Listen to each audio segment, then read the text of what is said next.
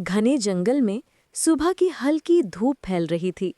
पत्तों पर जमी ओस मोती की तरह चमक रही थी।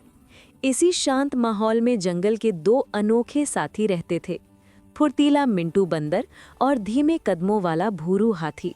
दोनों हर दिन अपनी अपनी दुनिया में व्यस्त रहते थे। मिंटू पेड़ों पर खेलता और भूरू जंगल के रास्तों पर धीरे धीरे चलता हुआ आसपास के पेड़ों का निरीक्षण करता। लेकिन फिर भी दोनों के बीच एक अनकहा सा रिश्ता था, जंगल की खामोशी को साथ महसूस करने का रिश्ता। एक दिन मिंटू को हवा में एक अनोखी खुशबू महसूस हुई। उसके भीतर का उत्सुक मन बेचैन हो उठा। उसने देखा कि जंगल की गहराई की ओर कोई दुर्लभ चीज खिली होगी, शायद कोई नया फूल, शायद कोई नई जगह।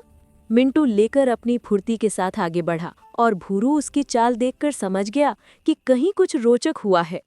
वो भी धीमे धीमे उसके पीछे चल पड़ा। जंगल की पगडंडी पर सूरज की किरणें छनकर गिर रही थीं। पेड़ों पर बैठे पक्षी उन दोनों को निहारते हुए मधुर आवाज में गा रहे थे। रास्ते में एक तेज बहती नदी मिली। मिंटू का शरीर हल्का था, वो डाल से डाल पर कूदकर नदी पार कर गया। लेकिन भूरू वहीं थम गया। नदी उसके लिए आसान नहीं थी।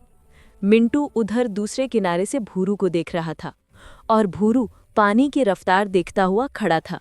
जंगल की हवा एक पल के लिए शांत हो गई, जैसे सभी पेड़ भी इसकी चिंता कर रहे हों। मिंटू ने आसपास देखा, पेड़ों के जड़ों और बेलों को महसूस किया और फिर उसने एक लचीली लेकिन मजबूत बेल को पकड़कर खींचा। खुद थोड़ी मेहनत करके उसे पास के पेड़ पर बांधा ताकि भूरों के लिए एक सहारा बन सके। भूरू ने बिना कुछ कहे बस आगे कदम रखा और बेल के सहारे धीरे धीरे नदी पार करता गया।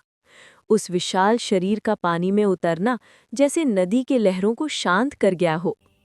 नदी पार करने के बाद पेड़ों की भीड़ कम होने लगी। दोनों जंगल के उस हिस्से में पहुंच रहे थे जहां धूप ज्यादा और पेड़ कम थे। यहाँ एक छोटा सा शांत तालाब था जिसे जंगल के जीव कम ही जानते थे। तालाब के किनारे एक नीला चमकता फूल खिला हुआ था।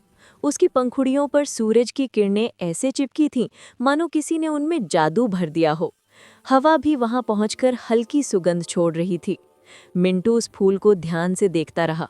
उसकी आंखों में आश्चर्य था। भूरू ने फूल को समझदारी भरी नजर से देखा, मानो वो जानता हो कि कुछ चीजें देखने के लिए होती हैं, तोड़ने के लिए नहीं। आसपास फैली शांति ने दोनों को एक दूसरे की उपस्थिति का एहसास दिलाया। मिंटू ने भूरू की धीमी सी मुस्कान को देखा और समझ गया कि कभी-कभी साथ चलना ही सबसे बड़ा रोमांच होता है। उस दिन दोनों वापस लौटे, बिना फूल को छुए, बिना शोर किए। जंगल की हवा भी उनकी इस खोज को चुपचाप अपने भीतर समेटे हुए थी। कभी-कभी दोस्ती शब्दों में नहीं, साथ चलने में दिखाई देती है। और हर यात्रा में सबसे सुंदर चीज़ वो नहीं होती जो मिलती है, बल्कि वो होती है जिसे हम मिलकर महसूस करते हैं।